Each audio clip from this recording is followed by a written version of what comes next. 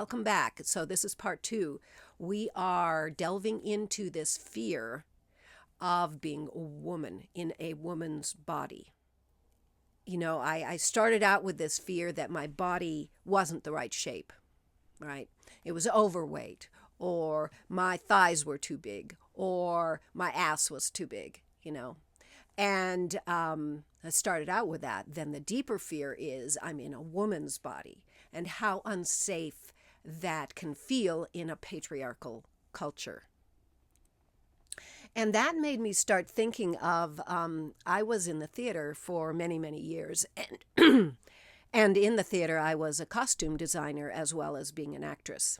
And I did quite a bit of costume history. And I remember learning about various erogenous zones through fashion.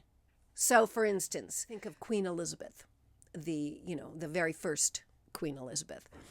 Had that little teeny waisted dresses with this huge ruff behind her, and then these voluminous skirts like this, right?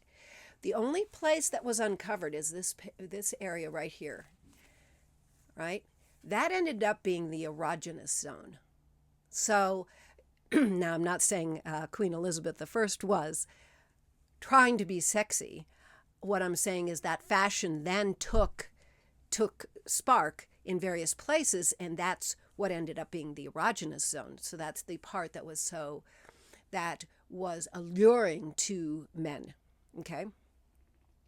So then we let's think of another time when women started moving out of longer skirts, and the skirts started rising. And think about a Gibson girl. She's covered. She's got these big sleeves. She's got a tiny waist and big skirts, but then her ankles show. The ankles started becoming the erogenous zone, right? Even if they were in little boots with little buttons. I mean, how sexy are little buttons down there, right? But they hadn't been shown. Her feet hadn't been shown for so long that all of a sudden the look of the ankle is like, whoa, wow, erogenous zone. Well, all of this led me to think about women wanting to take back power, okay? And and I'm thinking about this in history, right? So women wanting a sense of power, and how did they do that? They did that through sculpting their bodies. They're stuck in this patriarchy, but if they are married to a wealthy man, that woman has some part of power, right? Or if they were married, period, even if it isn't a wealthy man, depending on their status, their social status, they had another set of power. They had the power to be safe when they bore children, right? But, well, to get the man, what did they do? They sculpted their bodies, or they wore the right kind of clothes for whatever erogenous zone was in vogue at that time. And that's how they gained power, by gaining power over a man. Okay? And that's how they gained safety, security, any kind of esteem. It just really kind of hit me that is the reason that I have had this horror of my body not being the right shape for the culture that I'm living in. If I lived back in that time, that Queen Elizabeth time, where I got to show off this part of my body and not my big ass and hips, hey, I would have had a lot more power, because this is a very beautiful part of my body. I have a lovely neck. I have a beautiful bosom. And, you push it up a little and you get to see that cleavage, and all of a sudden I have a little power. But you see, the power is all reflected through men. Anyway, okay, so probably enough about that. What it helped me to do, though, is to recognize where some of these voices came from.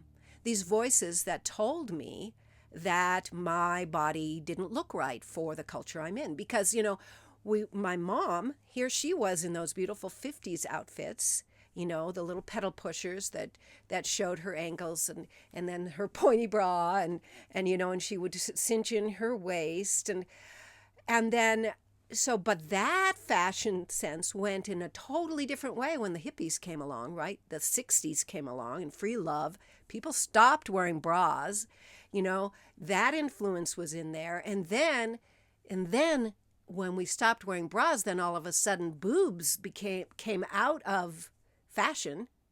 And then Twiggy comes along, who has no boobs. I don't know if anybody remembers Twiggy, but just think of a young boy's body, all right?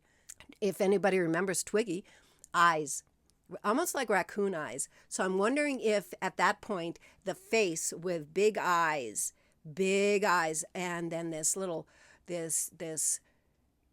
almost prepubescent body came into fashion. And here's me in this voluptuous body trying to match myself to Twiggy.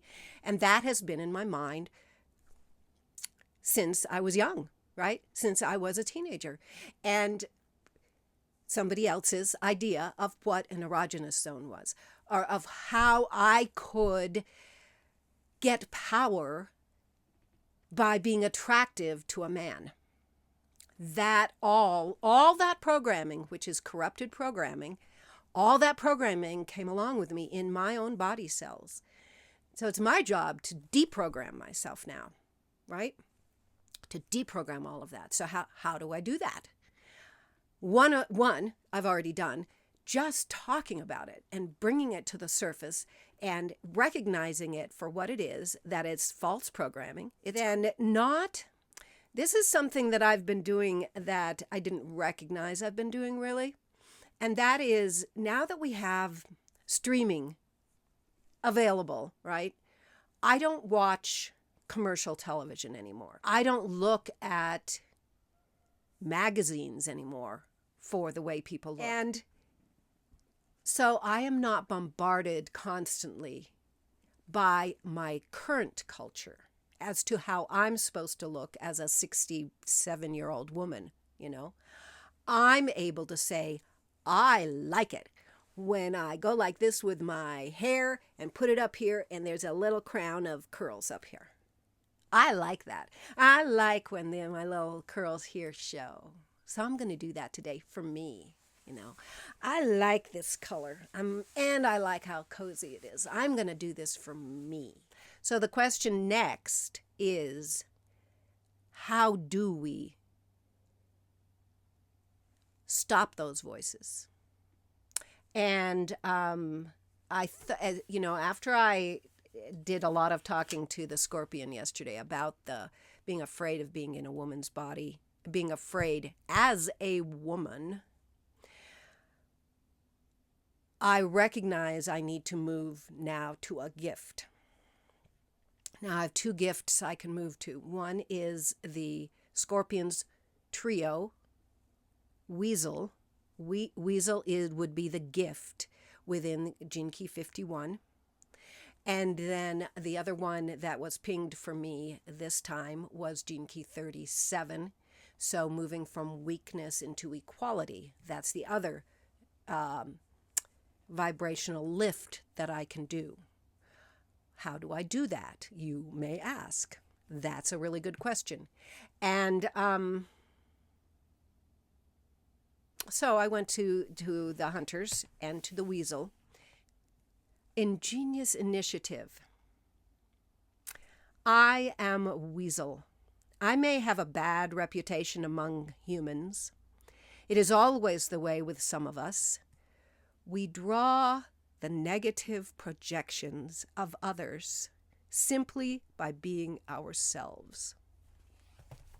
And I cried when I read this as well the first time, because it just reminds me of being a female. What has happened? We call this the patriarchy, but what has been happening in the patriarchy is that the feminine, which has been turned into women, the feminine has drawn negative projections of the masculine simply by being the feminine. Okay? So here, the weasel is not exactly telling me how to rise above it yet. What it is telling me is another piece of this puzzle, that the patriarchy, this huge block of thousands of years that the masculine has been allowed to be dominant. Let's bring in gene key 45 as well, and create a hierarchy, okay? A hierarchy where basically white men were at the top of the hierarchy, and it goes down in status, right? Down to the weakness of the woman. And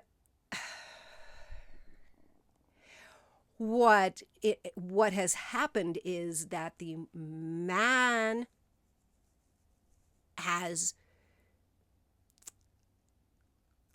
overemphasized the masculine side of the equation, if we're talking equality, the masculine side of the equation, and has pushed all the feminine side of the equation onto the weaker sex, on to their idea of the weaker sex, onto the female.